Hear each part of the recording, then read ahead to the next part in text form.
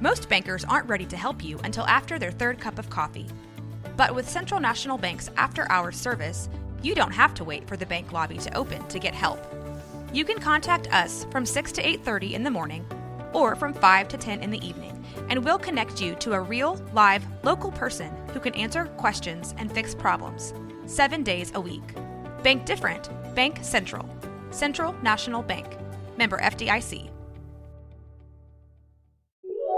This is a Rogue Media Network podcast.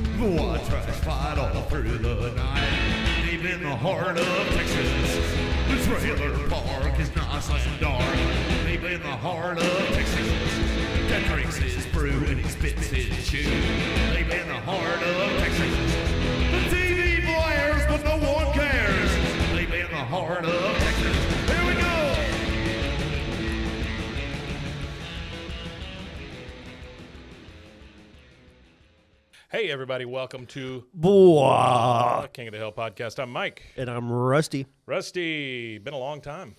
This is actually our first time recording in the new year. In the new year. Yeah. Season 5, episode 4. Thank you guys so much for sticking with us. Episode 5. That's the production number. Okay, gotcha. Let me mark that out then. This is 5, really? Yeah, we're on 5. Huh. Yeah, the production number is 5ABEO4, so this would have been episode 4. But I bet I screwed that up. Okay. All right, I think it's only on my paper. This is Peggy Makes the Big Leagues. Yep. This Correct? is not one of my favorites. Kaliki Laki Lakey. You don't like that one? It's okay. It's okay. I don't know. It's something about Hank, the way that he just gives in to everything. Yeah. Well, it's because he's an athlete. I get it. It's the athlete thing. It's the I don't know about anybody that listens to this podcast, but when I was in high school, there was guys that were really good at football that really did things wrong. They did wrong things. They went to jail, and they were bailed out by the athletic club. You know, the athletic teams. Were you guys that had the one that stuck up the guy over his hat and shoes? I knew both people. Yeah, I knew the guy that did it. The guy that did it was one of the football players, and the guy that got stuck up was a guy that I was friends with. Oh, really? Yeah. But, so they were like two top-tier running backs. I mean, not that that's unique, honestly, at this point. It's not unique. But I just remember it happening about that time. But, that's the thing. In small-town Texas, if you could play football, those 4 years that you're good to play football – you could walk around. You could you could commit crimes as a teenager and get away with it. And it's unfortunate, really, because it's not all places, but it's dying. That method of doing things is dying. And not even just go around and do crimes. I mean, they don't learn. No, there was kids I graduated with that couldn't read very well at all. I had athletes in some of my classes, and again, I was an extra class, so like rockets and robots and stuff like that. I didn't get state tested, so that meant I got a lot of athletes dumped in my classes. Yeah. Those guys couldn't read the back of your hand, no, let alone, and they didn't care. They don't. And I'm sorry, that's not their fault. That's an overgeneralization, but yes, it's the system that screwed them up, not them. Yeah, and that's just an observation from small Texas towns. Absolutely. It's not a rule, not a blanket statement for everybody. All right, Peggy Makes the Big Leagues. We start this one, no bell, no yell. We are at breakfast with Bobby, Luann. Peggy is serving them. She's got an apron on. Hank comes in. You can tell he's kind of in a hurry. He puts on his Arlen hat, this is the first time I've seen a hat that just said Arlen. And all these guys wear a hat that just says Arlen. All of them have it on there, yeah. He's getting ready to take off. He says, I'm running behind for my booster club meeting. Now I'll probably have to sit at the wobbly table. Yeah. Peggy pours some coffee. The phone rings, and I just want to highlight the way that she answers the phone, which is yellow. That's the way my That's the way my dad always answered the phone. Yellow. Yeah, that's the way everybody answers it that I know. Older people that I know. I think that was one of the things that caused me to change my voice. Oh, yellow. Yellow. Yeah. Yeah, I can't help it either. It's just it just comes out so easily and naturally. Anyway, she says yellow. Well, substitute teacher of the year, Peggy Hill. Go on. I mean, she's already correcting them. Yeah. You know? She says the high school teaching me. Wait, who is this really? Really? Today? Yes, of course. Oh, no, thank you. She hangs it up, and she says to the crowd of people in there, Bobby, Luann, and Hank, guess who is subbing for high school geometry teacher Tammy Charbonnet while she takes an 8-week doctor-ordered bed rest maternity leave? Me, Peggy Hill. Luann, that was going to be my guess exactly. Well, no shit, Luann. She says, this is Major Leagues, Hank, the bigs, the show. Oh, my God, 8 weeks. Do you know what that means? It means I have a pretty good chance of actually learning their names. Bobby, poor Bobby, he's just sitting there eating his breakfast. He goes, everything is happening so fast. Peggy takes off the apron. The next thing we see is she's getting out at Arlen High School. And it's kind of this, like the gates of heaven opening or something. Yeah. She sees the school and she goes, oh, it's beautiful, isn't it? And she's talking to this punk that's hanging out on the tree next to her, just kind of, and he flicks his cigarette at the ground. So she is literally the only one impressed. That's it. She goes into the faculty lounge. That dates the show, too. Kids smoking cigarettes at school still. Right? I know that it didn't matter if you were 18 or not. When I was in school, you couldn't have cigarettes on the campus, anywhere near the campus. Well, now it's vapes. You can't have vapes on the Can't campus. have vapes. Yeah. Yeah, now they're getting caught with vapes and like younger than we were getting caught with cigarettes. Oh yeah, no, they'll have vapes at middle school. Yeah, or like even younger. we weren't getting caught with cigarettes until we were like 13, but now they got kids with vapes that are like 8. Generally, if they catch those kids with vapes, they've taken them from their house, from their mom and dad or their brother or sister. Or and very few of them are smoking them. It's one of the most natural things for humans to do is suck. You know what I mean? Like as we start off, suckling teats. So I guess it's really not hard for a kid to go from a teat to a vape pen. It's just a replacement. Yeah. All right, so she gets out of school. She sees the gates of heaven. Faculty lounge. She sees the nameplate on their cubbies there, the teacher cubbies, and she says, Tammy Charbonneau. And then she just inserts her little plaque over it, which I guess she just carries around with her, and it says Peggy Hill. The other teachers start coming in to get the mail, etc.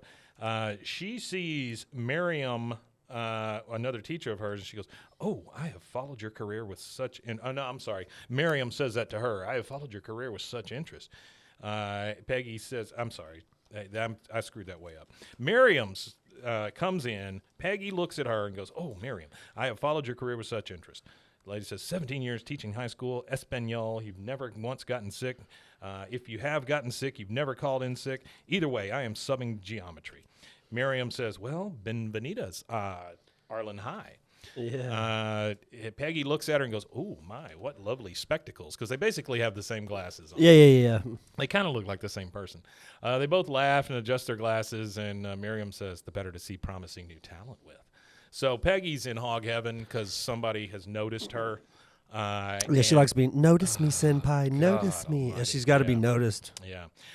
Next, we go over to Preston Rogers Waffle Cafe, open 24 hours. This is obviously a Waffle House. A Waffle House for sure. Yeah. Which are fun to watch on clips on the internet of Waffle Houses. It's one of my favorite things to watch is the Waffle House fights. Oh. And then, also too, fun fact real fast. So I'm a big fan of weather, like extreme weather and stuff.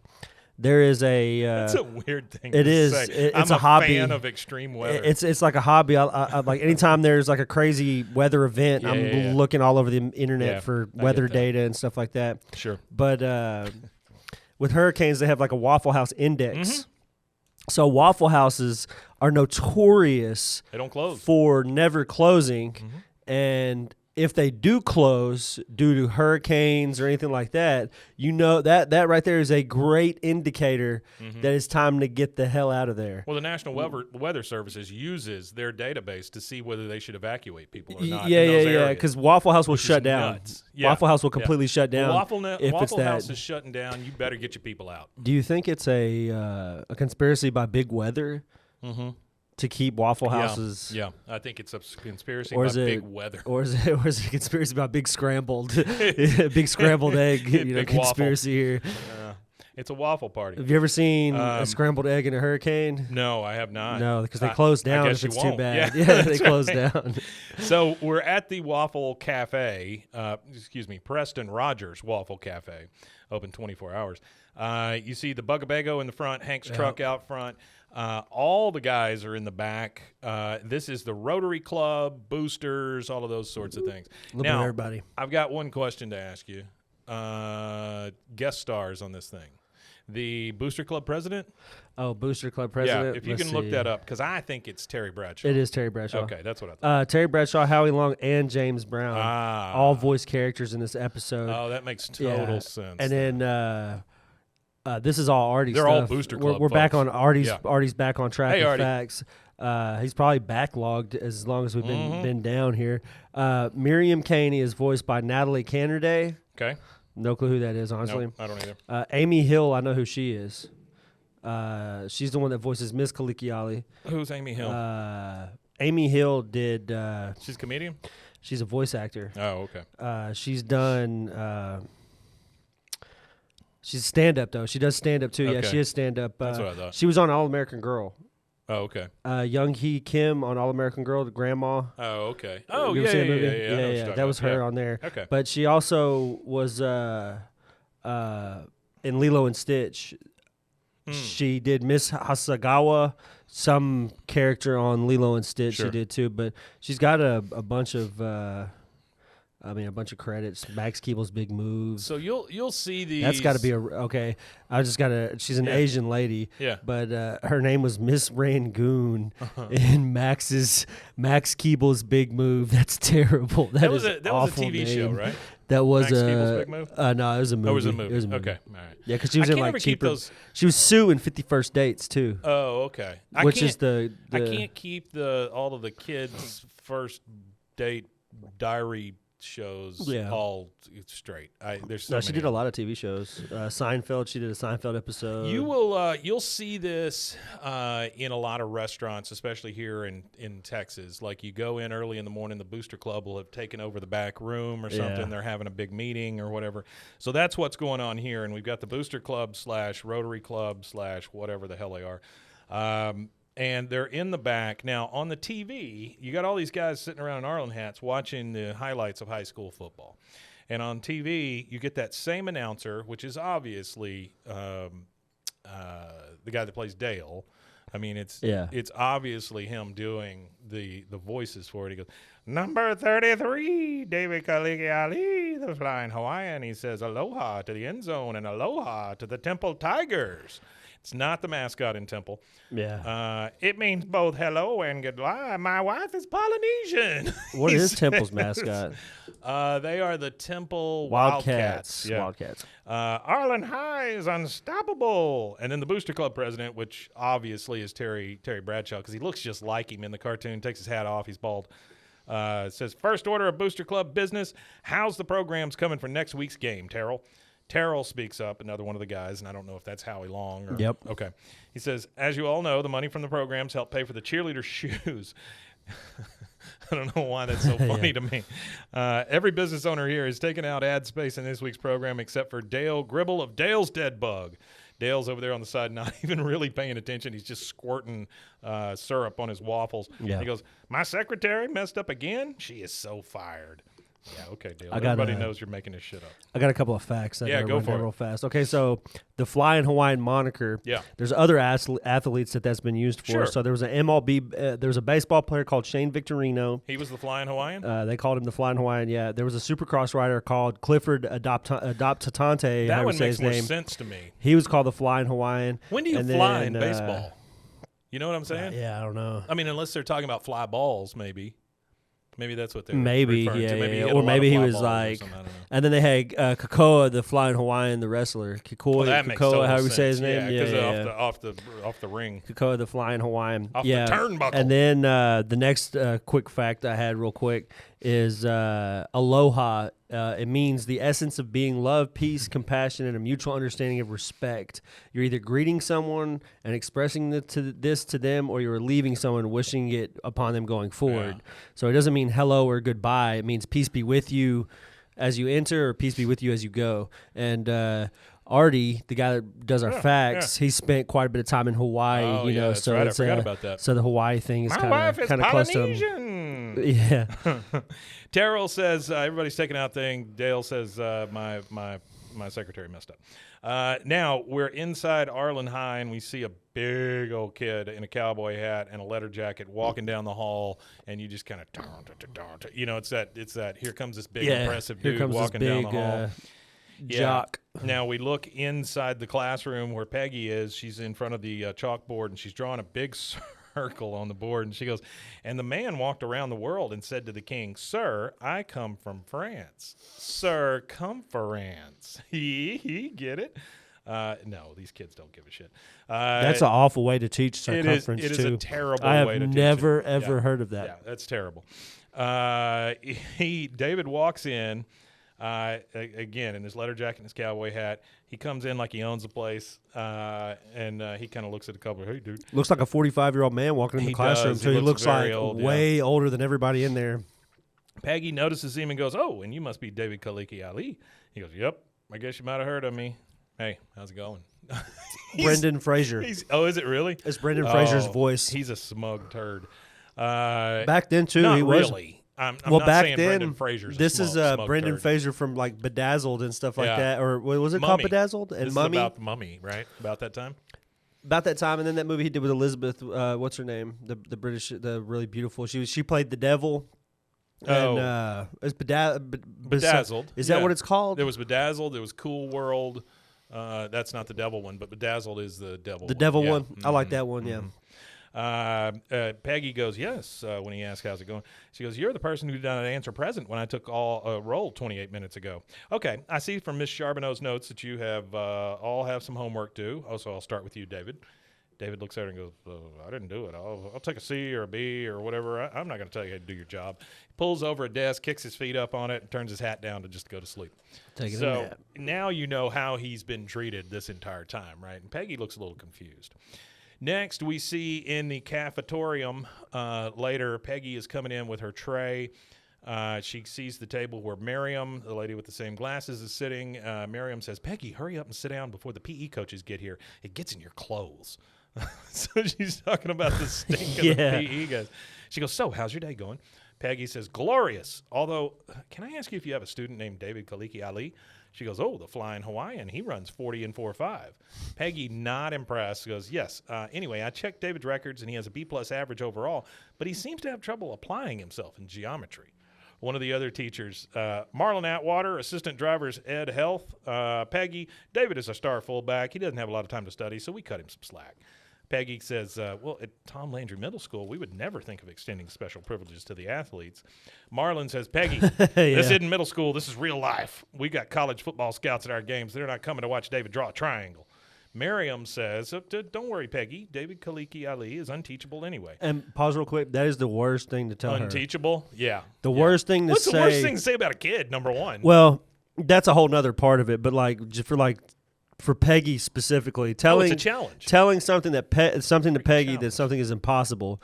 This is a woman who fell out of an airplane and was told she would never walk again, and 2 episodes later she's running around. Well, not only that, she's rocking the baby with her toe. You know, I mean that's how. Yeah, kind of like that scene in Kill Bill or whatever when she has to use her feet. Yeah. Mm-hmm. Which Quentin Tarantino, you know, he's got to have a little foot action in there. Thing, yeah. Well, that's the only reason why he had Selma Hayek in Dusk Till Dawn. Yeah. Was because he wanted to suck on her toes. He's a weirdo. Fantastic, great. Miriam says, don't worry, Peggy. David Kaliki Ali is unteachable anyway. Peggy goes, unteachable? I mean, you can see the light go off in her eyes. Absolutely. And Marlon says, I spent 6 weeks in health trying to get him to brush up and down. He's like a wall. Just trying to get him to brush his teeth right. All right, now it's night at the Hills house. We're in the dining room at supper. Peggy is regaling them of tales of the day. She goes, and he continued to sleep peacefully. It was pure chaos. Hank says, well, how about that? Your first day on campus, and you already met David Kaliki Ali. Lou Ann speaks up. He's the flying Hawaiian. Oh, if I were 2 years younger. I love this from Peggy. She goes, well, first, he is your age. Yeah. She goes, and second, David is considered a special case. They call him unteachable. And Bobby speaks up. Well, he can't be good at everything. And here goes Hank, yeah. Hank's, well, you'd be surprised, Bobby. He plays offense, defense, and runs punts. Peggy speaks up. She goes, it looks like Lou Ann isn't the only one with a crush on David. But you know what? He's just another student to me. No different from the nerds or the suck-ups. And I've decided to give that boy the high school education he deserves. So she's picked up the gauntlet. She's taken the challenge here, even though nobody asked her to. Next day at Arlen High, we're in Peggy's class. On the board, she's written A squared plus B squared equals C squared. Not sure what that's for. The bell, she says, so it may only be theory, but will, in fact, be on next week's midterm. Okay. The bell goes off. They all start to get up and leave. As David is leaving, Peggy catches him going out the door, and she goes, oh, wait, David. Honey, can you spare a moment? I wanted to talk to you about your classwork. I've noticed that you have a 0 grade. You have no homework points and no participation points. He just gives her the blankest look. He's just like, He didn't care. Uh-huh. Yeah, She he doesn't says, care at all. I'd like to tutor you after class. He goes, I have football practice after class. She goes, well, how about geometry practice after that with a playbook by Coach Peggy Hill? He goes, okay. And then he just turns and leaves. And she goes, and David, I'm glad we got to rap. I love that part. We got to rap. I don't even think anybody said that in the 90s. Well, I think teenage pastors, what do you call them? Youth pastors probably said it a lot. Glad we got to rap. You know, that kind of thing. Turn your chair around backwards, pull your hat around, you know, and then sit down and have a real rap session. Yeah, real rap with session. These kids. You know who exposed me to Adult Swim? Hmm. You know, it's really funny since that's, going to be our next big subject to talk about. A youth pastor. He loved music and stuff. Yeah. And there's a lot of music in the Bragg Show. Oh, yeah. A lot of music in South Park, too. South Park has a lot of music in it. And he would play Andy Merrill, which is the guy who did Bragg Show. He would play the music CD. And he would play the songs or whatever, Bragg singing, and he knew all the songs, and he could do Bragg's voice really, really well. Shout out to Vernon. He was one of the best youth ministers that I ever had. He never really he wasn't one of those ones that was He wasn't on you all the time about wearing hats and stuff like that. He even stood up for a kid one time that one of them old World War II vet guys that was still in the church or whatever, knocked a kid's hat off his head, and what's his name with the big cheeks? Oh, yeah. Topsy. It's Topsy. Yeah, and he had knocked his hat off his head, and it was a teenage skater kid, and he got confrontational about it. And he stepped in. He was like, "No, you can't you can't just knock a kid's hat off his head. It's just a hat in a building kind of thing." He didn't last long he was there for a few years, and I don't doubt that. he didn't like it. Yeah, he probably got fed up. Well, I mean, that's all they're there for is a season anyway. Youth ministers. That's true. You go through 100 of them. If you stay at a church long enough, you'll go through 100 of them. Now it's nighttime at the Hills. Peggy is in her water heater / office room, and it's late, the light's still on, everything's dark. She is working on it shows a piece of notebook paper. She's got the football field drawn out on it real crudely, and it says football field equals rectangle. And then she's trying. Oh, she is. And you see that she's putting that piece of paper into a geometry playbook that she's making for David Kaliki Ali. Next day at school, she goes, there you are, David. She's waiting outside the doors for David to come out, her and a bunch of cheerleaders. She goes, there you are, David. David. You forgot your notes. He gets in the car with the cheerleaders, just kind of takes off. She starts running after him. David. He finally stops. She goes, hey, you run fast. So she hands him the book and everything. And then they take off again. In class, they are now taking a test. It's all quiet. Everybody's working. They all got their heads down. David looks up. Peggy thinks he's looking at her. He's actually looking up to see the clock. The clock says 3 o'clock. He smiles. At 3 Time for o'clock. practice. At 3 o'clock, she looks at the clock. It's 3 o'clock. She goes, "Stop!" I mean, it was the most Abrupt. It was so abrupt. There's not like a warm up or a No. gradual. Hey guys, it's almost time. She just like, "Stop!" Stop. And then she goes, "Stop!" Okay. Please hand in your midterm. I mean, it's just from one extreme to another. Please hand in your midterm. David, I wanted to say it's been a pleasure educating you. I think I have learned just as much from you as you have from me. Stop. That's always bullshit. Nice job. Sorry, did I scare you guys? He goes, okay. He leaves, hands his paper to her. She gives him big thumbs up. After he leaves, she looks at the paper, and boy, does she look worried. Next thing, we're at Strickland Propane. And Hank is in. Joe Jack doesn't speak in this one, but Joe Jack's in there moving like a spatula holder around on the floor Just so to it can listen. be, over this way, over that way. Or Yeah, he just being nosy. he goes, no, he's helping him move the stupid spatula thing, and he goes, Oh yeah. okay, 1/4 inch to the left, 1/8 inch back to the right. No, 1/8. I mean, it's so. In comes Buck with all of the board/Rotary members, and he goes, "Hank, we just lost our fullback." He goes, "Huh? What happened?" Peggy Hill happened. And then you get one of the Rotary members. I'm assuming you said it was Howie Long, Terry Bradshaw, and who else?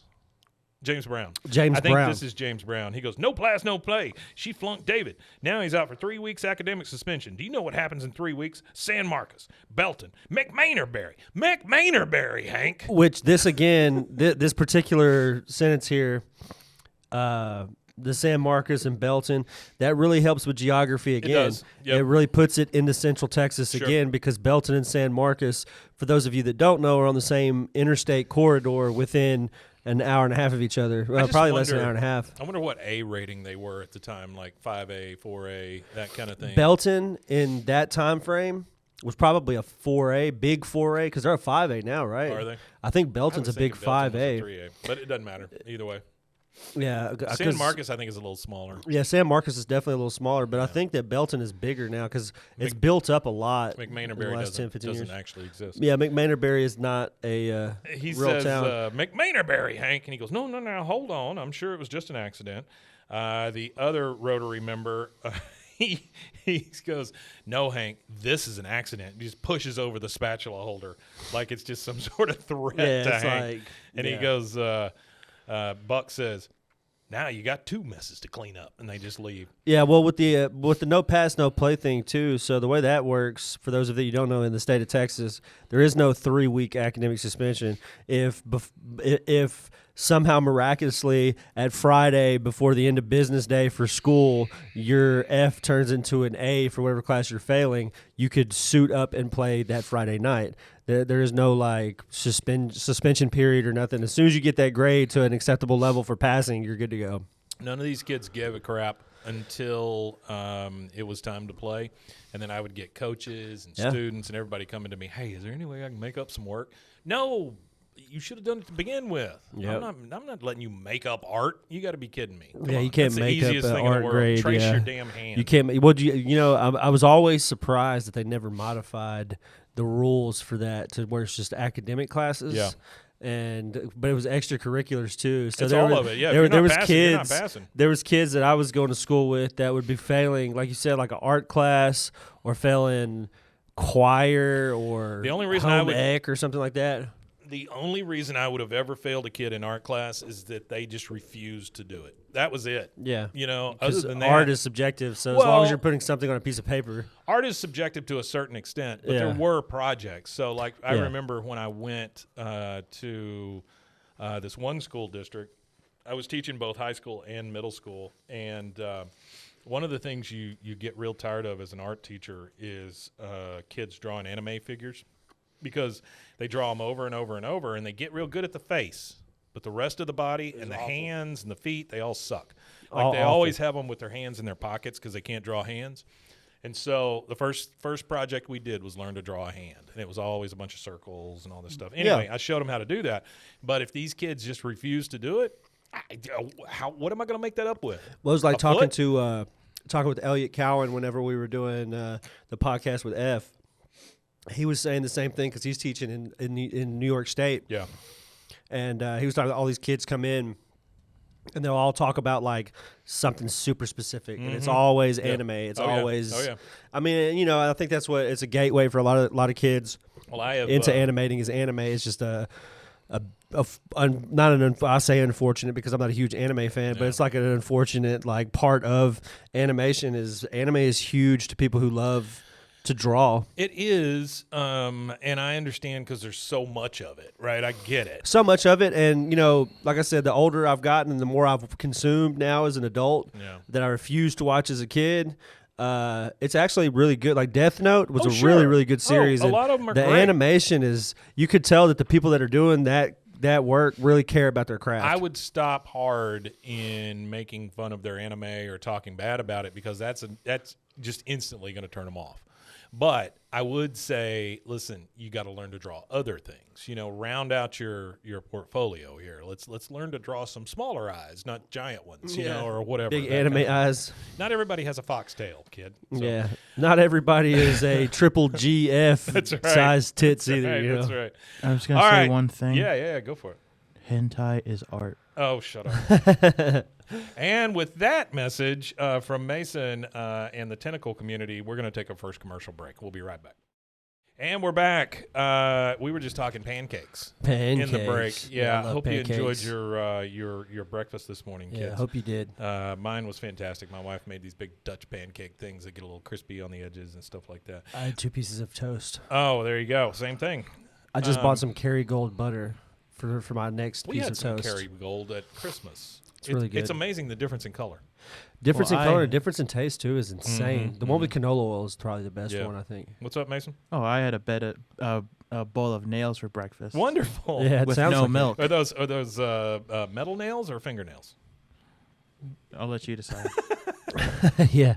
You were asking me a question during the break. Go ahead. I was going to ask, since this episode's all about no pass, no play, I was wondering if you ever encountered that with, like, I don't know what schools you taught at, but if there was a big football community. Well, like I said, most of my teaching was high school, so I did run into that a lot. I had a lot of athletes. No pass, no play, yes, I was encouraged to fix people's grades so that they could play, especially in the fact that we were non-tested subjects, and so they were like, oh, yeah, you have to pass him. And ultimately, that's one of the reasons I quit, because, no, I don't have to pass him. But they were like, yeah, the least you can give somebody is a 50. And I understand the thinking in that, because it's easier to come back from a 50 than a 0. But if you didn't earn at least a 50, you don't get a 50. I mean, that's the way it ought to be. So, yeah, I had some coaches breathing down my neck to get people parents? to pass. Maybe a couple of times, but I think that was at middle school, not so much at high school. Most of my kids were single parent households and things like that, so I don't know that they had the time to even mess with it. Yeah. And to be honest with you, I think most of them were more concerned about basketball than football, because the two places here in town, they're not that great at football. So yeah. Yeah. There's some towns that are good, but absolutely. Here in Waco, they're just not. Mart has to probably be like the best rural town. University's been good before. Waco High's been good before. They're just not consistent. They just don't. I don't know. I think Waco High this year went to the playoffs, but I think that was it. Okay, so Peggy drives up to the house. Hank is already waiting in the garage as soon as she pulls the door up. And he just starts laying into her. He goes over to the window of the car. She rolls it down, and he just starts yelling at her. How could you flunk the flying Hawaiian? Haven't you ever heard of no pass, no play? She goes, do not try to pin all of this on me. I only did the no pass. What happens after that is none of my business. And I can agree with that. That is kind of your thing. She gets out and she starts going inside. Hank's like, if you want to change his grade, she goes, if I were to give David a passing grade, that would be a failure on my part. And I am not failing. I am doing A work. Hank says, this is crunch time. We're going up against San Marcos, Belton, McMainerberry. We need him to go to state. She goes, I am sorry, Hank, but teaching high school is my going to state. And then there's a dagger right here. This is rough from Hank. I love it, though. I love it. It's well-deserved. He goes, no offense, Peggy, but I don't see anybody renting buses to go to your state. Ooh. Yikes, Hank. That's a sleep on the couch kind of moment. I've never ever heard of a substitute being able to control grades. I mean, subs can give grades just like anybody else, but honestly, subs generally, now this is an 8-week stay for her, so she has to be a little more invested. But generally, subs will get like a folder full of stuff that you pass out anyway, and the majority of it is worksheets and things. And most of it. And sometimes the school just forgets to give it to the subs, and so the subs just have to make up stuff. And most of it means nothing. It's a badly run system. System. No teacher. There's not one time I could really recollect that I've had a substitute teacher where we did work out of a packet. Now, every now and again we would get an actual legit assignment, but if they just gave us a packet of stuff, you just knew it was BS. And you knew it was just busy work just to keep you wrangled up. What I tried to do in art is anytime I knew I was going to be gone, like if I had to be gone for something like jury duty or something like that, I would start a project probably the week before and stretch it out so that they just continue doing their thing. That way the kids are already introduced to it. They know what they're supposed to do. And the only thing I had to tell the sub is just make sure they don't make a mess, and that was about it. And I've probably said this before. First thing I did as an art teacher, anytime I went into a room, was I threw away all the glitter. And so the only thing we had to worry about was like water paints and stuff. That you can get out of things. Glitter, it never goes away. Oh, it's forever. Glitter is forever. You might as well burn the house down. Cannot abide glitter. Okay, now we're at Arlen High School. Peggy is in the cafeteria. She's coming to sit with the other teachers again, just like she did before. She goes, "Hey, guys, the strangest thing happened today. A giant rat crawled in my inbox and died." She looks at the other teachers, and they are all just pissed. She looks over at Miriam. She goes, "What happened to your frames?" She goes, "They suddenly went out of style." I mean, everybody is pissed at Peggy. She goes, this is about David, isn't it? David did failing work. He got a failing grade. Of all people, I would expect my fellow educators to support me. She gets a super blank stare. This line is great. This is like my favorite line of the whole show. Yeah. She says, you want to change the world? Go back to middle school. It's too late here. I love that so much. They all because you know what? Yeah. I don't know how many times I over or eavesdrop teachers. Because well, that's the other thing teachers are terrible about is they share information about students all the time, and they shouldn't do that. It's against the law. It's against the law. They shouldn't gossip, but you overhear them gossiping or whatever, and it's exactly how it was. They're like, I can't fix this kid. This kid's 17. I can't fix this kid. He's destined for whatever he's destined for at this point. So we're at the football game now. We're looking in the stands, and all the guys there from the Rotary Club, and everybody else is just pissed and sad and all this because David Kailiki Ali is not playing.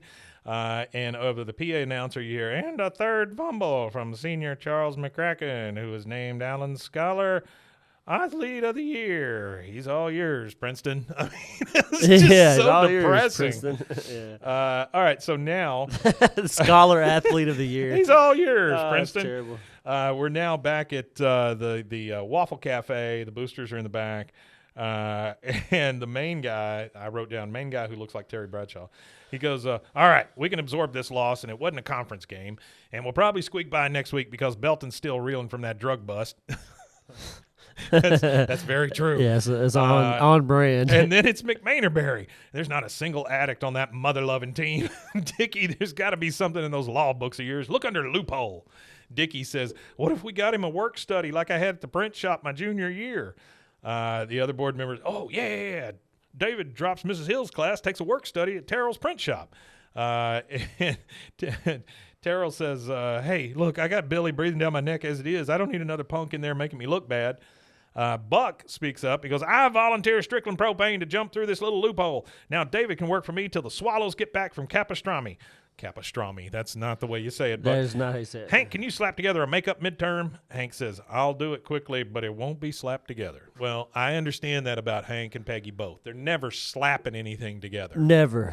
So even though it might appear that way. That's right. Now we're at Strickland Propane, and Hank is trying to teach David a few things because he wants to get him to pass. And he's talking to David. He goes, and the vaporization rate is a 100-pound propane cylinder at 70 degrees Fahrenheit. Is how many BTUs per hour? David looks at him and goes, can I have a chair? And that's the entire thing. That's it. That's it. Now we're at Hank's house again. It's nighttime. We're in bed. Peggy is reading Hank's book. Propane 101. She goes, Propane 101. He goes, yeah. It's a work study thing approved by the Board of Education. Is it, Hank? Is it really? I don't think it is. Peggy says, so you and your Waffle Boys did an in run around Peggy Hill. Waffle Boys. Waffle Boys. He goes, Peggy, years from now, no one will remember what a hexagon is, but you win state, and that goes up on the water tower. No one will remember what a hexagon is. You know what the craziest part about this episode is to me? Yeah. That Howie Long, James Brown, and Terry Bradshaw are all still. Well, no, I don't think James Brown is anymore. Yeah, James Brown hosts the Fox 44 thing. Oh, he does. Yeah, not Fox 44, the but Fox Sports thing. Sports so it's crazy that they're all still in it. It's crazy they're all still working together and still because Terry and Huey are like legit still sitting next to each other or in the same panel together. Now I think they added so Jimmy Johnson's in there. They added Jimmy Johnson. Gronk is in there they now. Added Gronk. Yeah, Gronk. He shot the ratings way up. Yeah. Okay, so she's reading the book. He says, Peggy, nobody's going to know what a hexagon is. She goes, and how is David doing? He goes, David's doing great. He knows more about propane than any Hawaiian I've ever met. What does that even mean? I don't know what that means. So that's the only Hawaiian that he's ever met. So any amount of propane that he knows about is a lot. Peggy turns over in bed. She's obviously defeated. She goes, he does. Oh, what was I thinking? I'm in over my head. What made me think that I could teach high school? I so wanted to be like Welcome Back, Kotter. Now I'm like the real Gabe Kaplan. I am a loser. Poor Gabe Kaplan. What the hell did he do? Wow. Okay, next day at Strickland's, he's given a book to David. He goes, okay, the test is going to be an essay question over the serviceman's manual. Just tell me what you love most about propane. We look up at the clock. David has started at 3 p.m. Time passes. He comes into Hank with his paper at 5 o'clock, and he hands the paper to Hank. He goes, ooh, nice handoff, just like the one you did 3 weeks ago in the game. And then he gives a little David walks off. He goes, so this is Hank speaking to himself. He goes, all right, well, let's see what we got here. He looks at the paper. He goes, oh, okay. Strickland Propene does not have a vending machine. It smells, and I thank God every day I get home that I didn't get exploded. The end. Wow. Ooh, boy. Hank starts shaking a little bit. He reaches into his side drawer. He pulls out a shot glass, and you're thinking, oh, crap, Hank's got to take a shot here. Well, he pulls out an Alamo and takes a shot of beer. Takes a shot of beer, yeah. He can't get drunk at work. And he puts an A on the paper, and he goes, may God have mercy on me. I mean, this is about as low as Hank gets here. Well, because he's knows given into pressure, but I think he's got to tell. I understand he has external pressures to do this too, but Hank also has internal pressure because he wants to do this because he wants Arlen to go to state. He wants Arlen to win. He wants both sides because he's attached to it still in such a weird way, vicariously, like a lot of those old athletes that stay in their hometowns do. They become attached to that hometown football team, and. Well, I'm not knocking it. I'm not saying that just because you love your hometown football team that you can't be successful and stuff like that.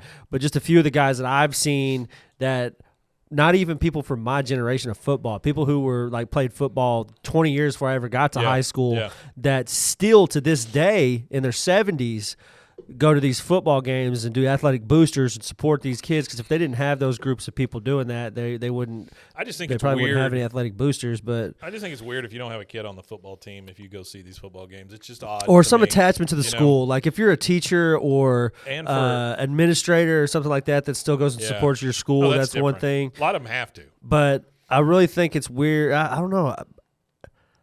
If you're, I don't know. It's really is tough because it's like a hometown thing. I don't know. It's kind of weird. But the thing is, you think about a lot of these athletes, that's the pinnacle of their life. I mean, that is the highest they've ever gotten and the highest they ever will be. Yeah, for that competitive sport thing. Well, not only competitive sport thing, but being like a celebrity. Being known. Well, and some of them kind of carried that forever, where they're kind of just known around town. Think of what's his face from Married with Children. I mean, that was his thing all the time. Ed. All I can think of is Ted Bundy. Was his name? What was his name on the show? Al Bundy. Al Bundy. Thank you, Ted Bundy. Anyway, this is the big deal. Hank now knows that he's done the wrong thing, and we're going to do the right thing and take a commercial break, and we will be right back. All right, and we are back. We are in the Hill kitchen. Peggy is very depressed at this point. She's going to get some coffee. She looks up in the cabinet, and she sees world's greatest teacher mug. She pushes it right out of the way for another blank mug. She pours some coffee. Hank comes in behind her. She doesn't even look at him. She goes, David passed, didn't he? He goes, oh, yeah, I guess he did pass. I gave him an A. She goes, so coupled with my F brings your A, brings him to a respectable passing C. Well, good for you. Good for David. Good for Arlen football. Everybody's a winner. I mean, she's obviously pissed off. Yeah, she's pissed. She's Hank being says, snarky. Yeah, Hank says, yeah, though the principal kind of threw out your F, so right now he's on the honor roll. I just wanted you to hear that from me. Peggy is shocked. I mean, her face is just like, oh. All right, now we're in the alley with Boomhauer, Bill, and Dale, and Dale is talking to Bill, and he goes, all I'm saying is you have the tendencies of a Capricorn. I mean, it's like it's like if you were going to tell a joke, you only hear the punchline whenever you go out to the alley. Yeah. Bill looks at, oh, there's Hank. And then everybody says, hey, Hank's a jolly good fellow. Hank's a jolly good fellow. And Bill finishes it up with, because we're going to state. And then all of them try to start singing again. And he's, all right. Bill says, I will not have a respected educator bend over for his own beer. And Bill goes down to get him a beer. And Dale, being the ever good friend. Make Peggy do it. He goes, make Peggy do it. She got to be good for something. What? Damn, man. I'm going to punch you in the face. Hank says, now, that's not fair, Dale.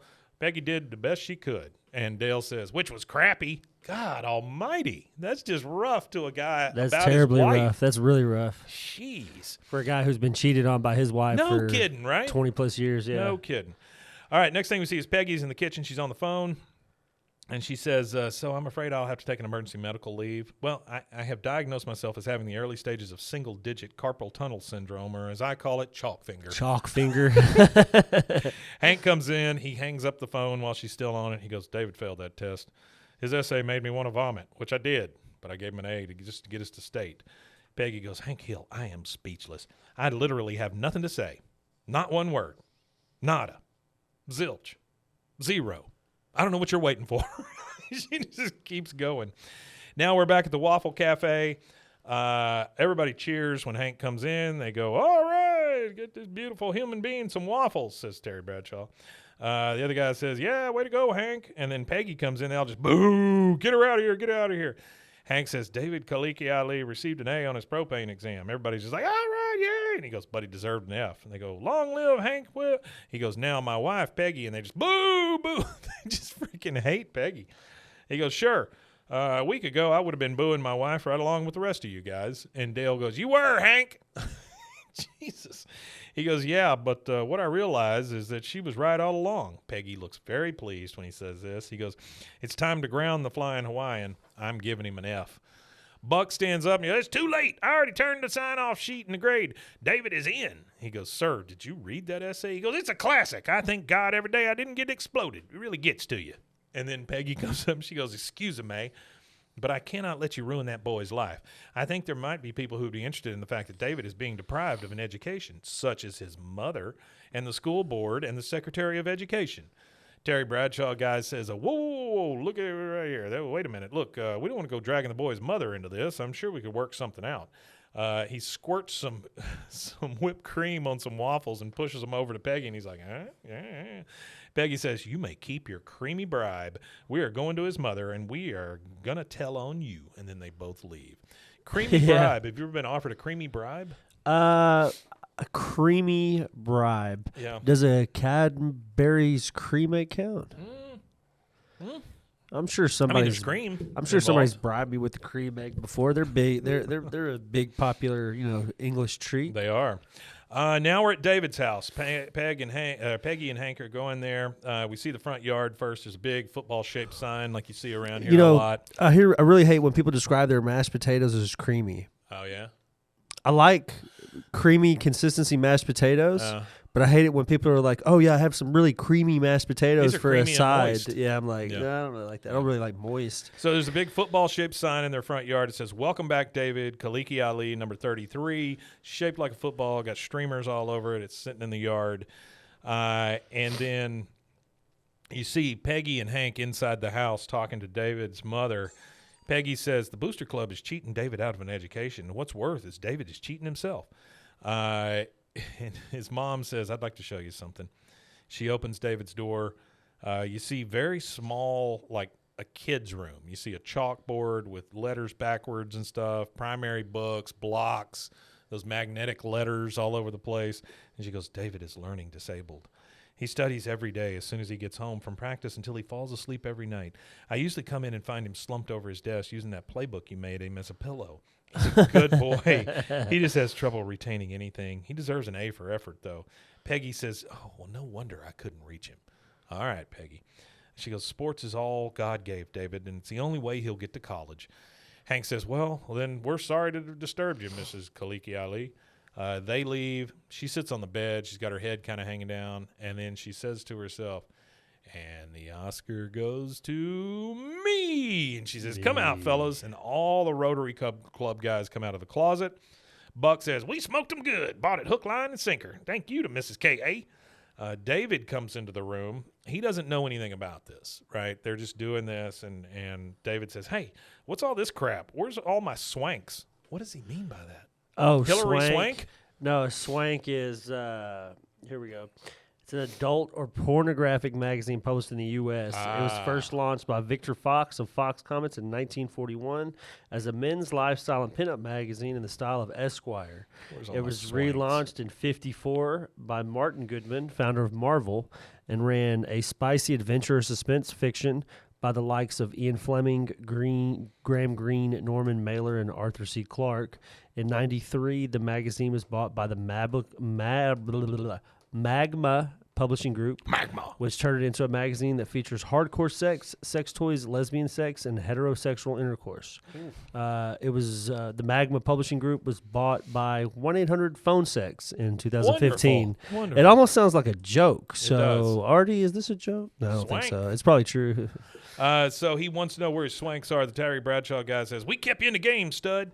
He goes, hey, what's going on? He looks over at the letters on the board, and he goes, I know all my ABCs. What a thing for a grown kid to say. Yeah. Buck says, the Hills were going to turn you in for flunking. We told them you were a slowpoke. He goes, I'm not stupid. I can't believe you did this. It's so stupid. And then his mother says, David, stupid is going to get you to college. Buck says, I'll tell you what's stupid. Me giving you that Trans Am if you ain't going to drive us to state.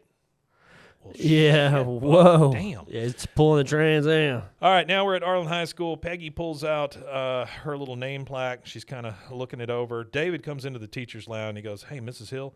She goes, oh, no, David. The pep rally is down the hallway, honey. Wait, did you poop yourself? I mean, she really thinks that he's special. Slow. Yeah. He goes, I deserve that. I guess if I'd worked harder, you guys wouldn't be so willing to believe I was learning disabled. She goes, you're not? But that explains everything. He goes, it was all a sham. My mom and the Booster Club cooked it up. Wait. Sham, that's the right word, right? Sham. She goes, yes, I would have said scheme, but it conveys more sneakiness. He goes, yeah.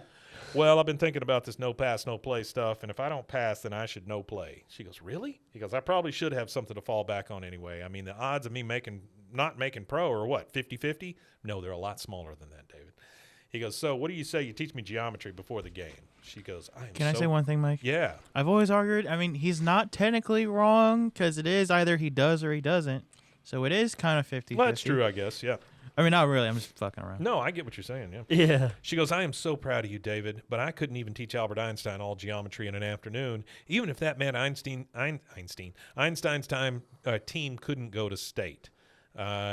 He's kind of depressed, starts to leave. She goes, wait, maybe there is something you can learn in an afternoon. So now we're at Strickland Propane. Hank is going to get him through this thing the right way. He goes, so you see, propane is a liquid, but it comes out as a gas. And he's drawing it on the whiteboard and stuff. David kind of scratches his head. He's a little confused. Peggy's sitting next to him. She goes, what you need, David, is a way of associating the lessons with something that's familiar to you. For instance, okay, Gatorade is a liquid, but when you dump it on the coach, it's a gas. She goes, get it? He goes, oh, I get it. Yeah. She goes, great. Hank's like, but that's not right. That is not right. That's not correct. She goes, and if you want to remember the chemical formula for propane, C3H8, maybe you can remember it like an audible. C3H8, propane, hype. And that's a great one. David just shakes his head. He's very happy for this. You know, and that's one thing. I was reading my kid a book, and that's how I read to him is in his kids' books. Since a lot of them rhyme, I kind of like did it with it or whatever to kind of help him out. So now David is leaving. He's going to go to the game. Hank and Peggy are coming out. He pulls up beside him and goes, hey, you guys need a ride? I'm going to be smoking on that field, but not near a propane tank because propane is flammable. Everybody's just very happy. Now we're at the game. You hear the PA announcer say, and here he is, back after a short educational hiatus, the flying Hawaiian, David Kaliki Ali. I like how the announcer does the David Kaliki Ali. And Hank looks at Peggy and goes, who's stupid now, huh? Not David. Yep. She goes, not David, Hank. Not David at all. And that's it. I don't know what you're waiting for. Because he learned that propane's a gas. Yes, he did. That's the whole point of this. He learned that propane is a gas. Yeah. Out of a whole 22-minute episode, all he was able to learn is that C3H8 is a gas. And that kid still lives with his mother. Okay. That's one of the tattoos that I want to get for King of the Hill. What, that kid still lives with his mother? No, C3H8. Oh, yeah. Well, folks, we are back in full effect. Yeah, we are back. We're going to do a Friday episode again. We got a couple of special things coming up for that one. Yeah, we're back on track. Got a brand new story that we're going to cover, and then we've got a couple of phone messages to play. Yeah, so don't forget the phone line exists. The phone line does exist. Let me give you, let's give you that phone number. 871. You know it? Right off your hand? It's 254-871-9 something, I think. It is 254-271-4007. 4007. Please call and leave us a message. 254-271 4007. 4007. Yeah, call and leave us a message. We would love to. Yeah, call and leave us a message. Let it ring till it gets to a message. Yeah, I screwed up and answered the first one. Yeah, wait for the tone. But yeah, so you can find us at bwaaakoth.com. And don't forget to check out all the other great shows at Rogue Media. Anyone you want to highlight? We got a lot of sports stuff coming your way soon. Okay. We got Swimmer's Ear coming. That's which is our Adult Swim show. Yeah, our Adult Swim show, Swimmer's Ear, the Adult Swim podcast. Yeah, we're going to do that. I reached out to Andy Merrill. Oh, good. I might be able to have him. I really want to have him as a first guest because he was there at the very, very beginning. Yeah, that'd be super cool. So hopefully he'll get back with me on something. We have one that comes out twice a week now called Ned Hillsdale, Private Detective. Yeah. They are like noir short detective stories. They're like 5 minutes or less. I want to do something with that British guy. I've been following, I follow him on social media, and I started looking at some of his stuff. I think it would be cool to sit and talk with him as two Brits from two different perspectives of Texas. As he is because he's like a. You talking to Ollie? Yeah, that's his name, Ollie. Because what's his podcast called? He does the movie podcast, right? The 50 States. He has one called United States of a Movie. Yeah, you can go check that out, guys. That's actually pretty good. I checked it out. It's a good show. He's really good too. He's a really good host for that show. So y'all check that show out too. Ollie's a good guy. Yeah. He's a very really creative. Good conversationalist, very creative. His social media stuff is. What is it? He does some cool stuff. That Englishman in Texas. Yeah, go check him out. Ollie's a good friend. All right. Well, guys, thanks again for joining us. We will be back on Friday with our regular Friday episode. And I guess all that's left to say is... Wimatanye. Wimatanye, indeed.